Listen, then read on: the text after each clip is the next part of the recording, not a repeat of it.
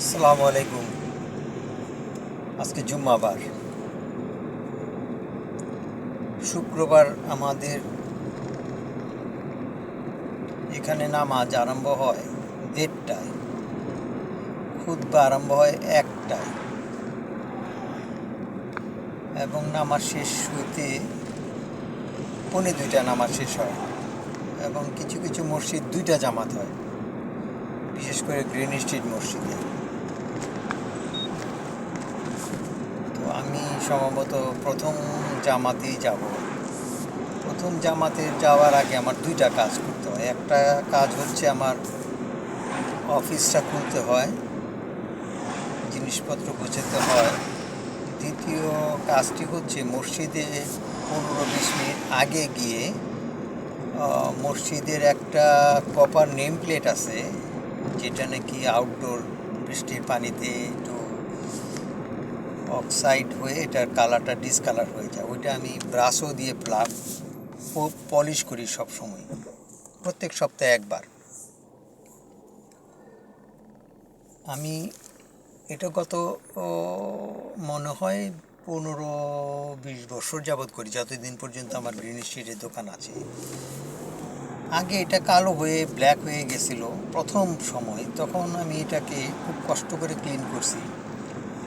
তো এখন মোটামুটি সপ্তাহান্তে ক্লিন করার পরে এটি একটু কপারটার কালার অন্যরকম হয়ে যায়। তখন এখন অভ্যাস হয়ে গেছে, প্রত্যেক শুক্রবারই আমি এটা করি। আর বিশেষ করে ওখানে যে মসজিদের যিনি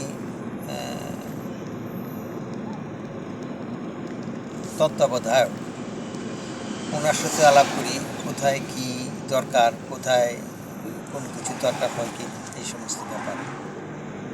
তো মাঝে মাঝে ওই অজুখানার কিছু প্লাস্টিক বেসিন আছে, ওগুলির মধ্যে সিলিকনগুলি আউট হয়ে যায়।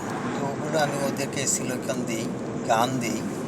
যেহেতু আমি ডেকোরেশনের কাজ করি, আমার কাছে সমস্ত ইকুইপমেন্টগুলি আছে, তো আমি ওদেরকে সাহায্য করি, নিজেও হাত লাগাই, ইত্যাদি ইত্যাদি। মসজিদের মোটামুটি শুক্রবারে 1 ঘন্টা 20-25 মিনিট 40 মিনিট আগে যাই আমি মসজিদে।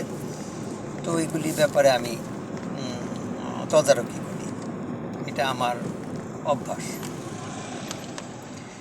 এই কথাটা এই জন্যই বলতেছি যে এখানে এত ব্যস্তময় সময়েও আমি এই সময়টা বের করতে পারতেছি, এটা আমার জন্য একটা খুব সৌভাগ্যের ব্যাপার। মসজিদগুলা শুধুমাত্র পরিষ্কার পরিচ্ছন্নতার দায়িত্ব যদি মসজিদ কর্তৃপক্ষের লোকের উপর নির্ভর করা হয়, তাতে আমার মনে হয় না এটা 100% ফলপ্রসূ। কারণ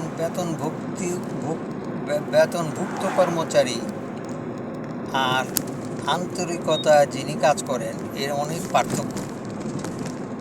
আমি ওনাদের দোষ দিচ্ছি না, কারণ এত বড় একটা মসজিদ, একটা মাত্র মুয়াজ্জিন সাহেব বা কর্মচারী যথেষ্ট না। ম্যাক্সিমাম মসজিদগুলি ধুলা থাকে, বই কিতাবগুলি, কোরআন শরীফগুলি অগোছালো থাকে। কাজের অভাব আছে নাকি? মসজিদে ঢুকলে পরে খালি নামাজ পড়ে বের হয়ে গেলে একরকম, আর মসজিদে 1 ঘন্টা আগে গিয়ে সেটার তদারকি করার ব্যাপারটা আরেক রকম। এই জন্যই সবার সাথে একটা শেয়ারিং করতেছি যে শুক্রবার জুম্মার নামাজের সময় মসজিদে যাওয়াটা একটু আগে যাওয়া দরকার, এবং আগে গেলে পরে অনেকগুলি কাজ চোখে পড়ার মতো।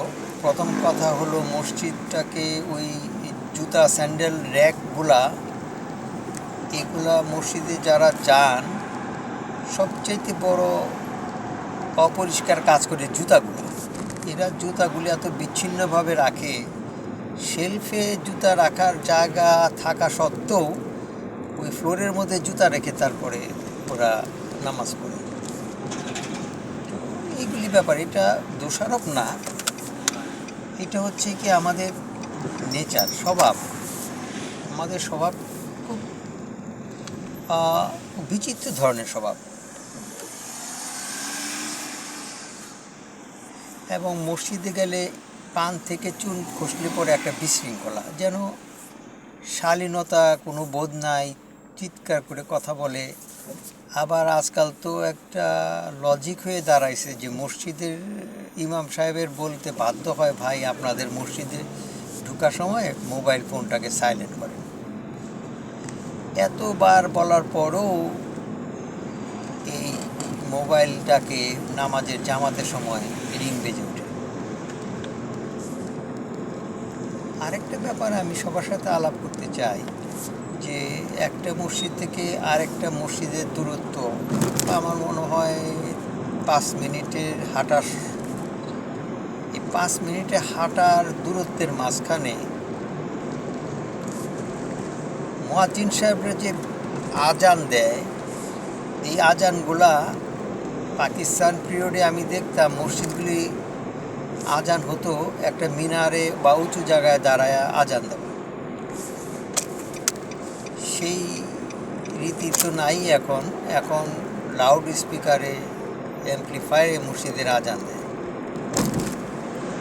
এই আজানগুলা প্রত্যেক মসজিদ কর্তৃপক্ষের উচিত যে ভলিউমটা ফুল ভলিউম না দিয়ে এটা 10% ভলিউমে আজান দেওয়াটা উচিত।